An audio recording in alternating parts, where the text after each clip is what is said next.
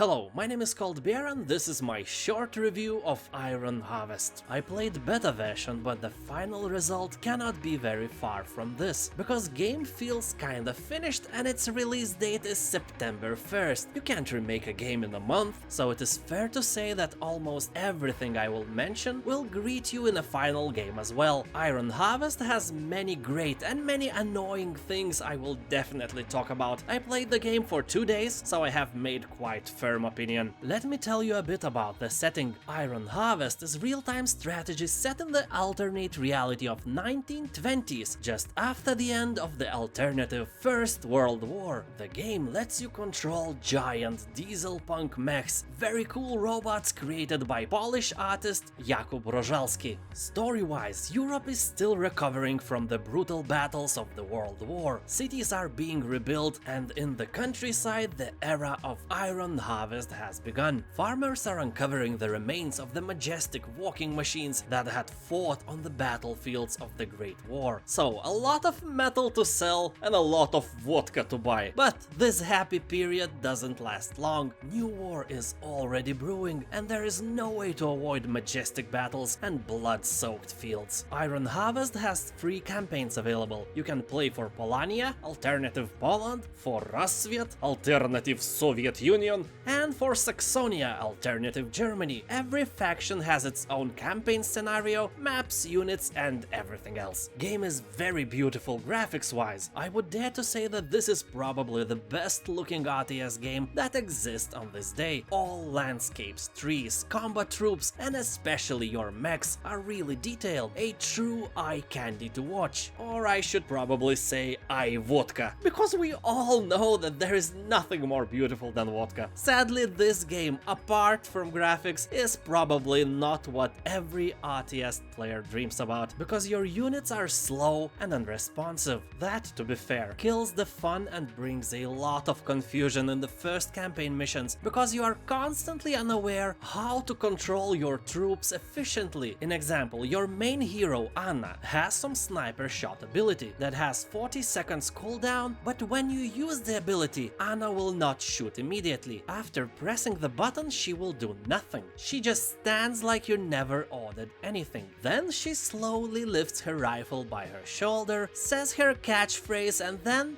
she will aim for another second before shooting. That slowliness, that clumsiness just kills the fun for me. And Anna is not the only one who are doing such things. If you want your troops to go to one place or another, in many cases they will not even react to your command. They will stand there like nothing happened, and you will click again and again until they start reacting to your commands. Everything has a delay. And how about those majestic mechs? How they're responding to commands? Take a look. I am commanding this cool robot, but when I click on the ground ordering him to go to another direction, his reaction is delayed. Game has momentum implemented everywhere. I understand that this is made for the reasons to make the game more realistic, but what actually happens, that it invokes the feeling that you are playing with huge lag, or maybe not lag but ping of 400 when you click, but you have delayed reaction for everything. To be fair, I should say that I'm a fan of Age of Empires and StarCraft. Units in those games respond immediately, and I think that this should be a standard for any and every RTS game. Another issue I have with this game, that mechs are just huge units with more HP and more DPS. They can be killed just simply as any other unit. They have no special abilities or anything like that. Of course, some of them are meant to kill infantry, some of them are destined to destroy other vehicles, but besides that, they are just simple units. You know, at first I was hoping that mechs will have a capability to walk through walls or destroy houses, but in reality there is nothing like that. Yeah, they can knock off some electricity poles or specially made destructible fence, but they can't go over or through the walls. To be fair, they can't go even where they should go. See this gap? It's impassable barrier for your mechs. Look how Mr. Robot is going around to kill some Rassvet soldiers. That is a problem. I hope this this will be fixed in the final version of the game, but that doesn't do the justice. You know, I even hope that huge robot can destroy infantry when stepping on them, but alas, nothing like that. Let's say if you play with delay, right? Then it would be at least interesting to plan, to take an advantage of your heavy metal by planning the path of destruction through your opponent's troops. It would be incredibly fun to squash them and make a blood soup beneath your feet, but that's not the case.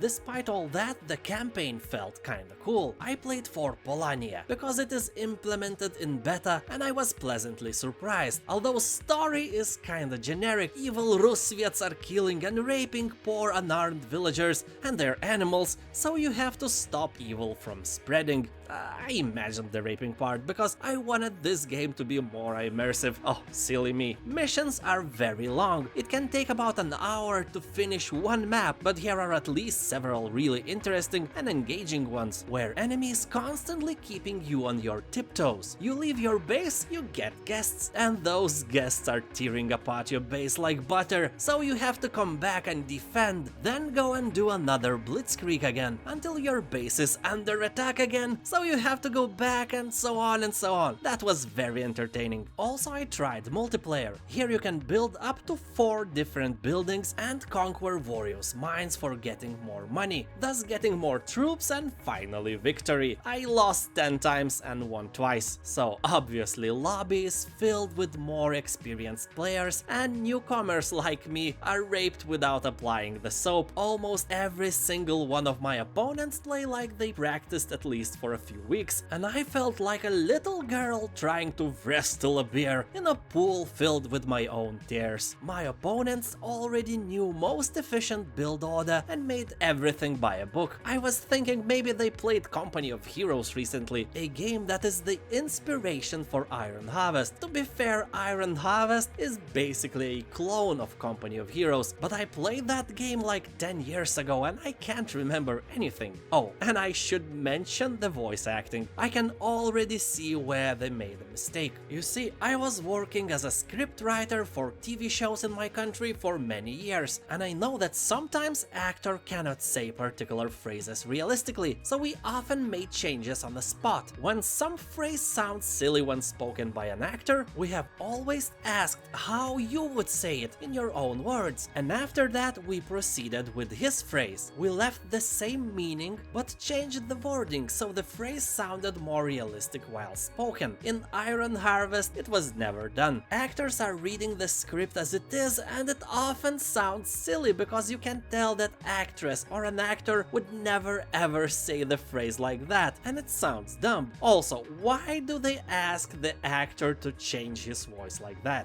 Why are we looking at railways instead of going to Kolno? Breaking the blockade is only half the plan. We want to help the citizens too. Bring them supplies. It's not a Cartoon Network show where every character sounds funny. It's a game which will be played mostly by a grown man. So, what's the verdict? I would say for now, 6 vodkas out of 10. If they fix response time, it can go up to 9 out of 10. But if they leave responsiveness like it is now, nothing they could do will change my score of 6. The controlling part in RTS games is most important thing. And if you don't agree with me, I envy you, because you can enjoy the game where I cannot. Thank you for watching. Don't hesitate to subscribe to my channel for more reviews, news about upcoming games, and many more cool stuff. Have a nice day and I'll see you next time.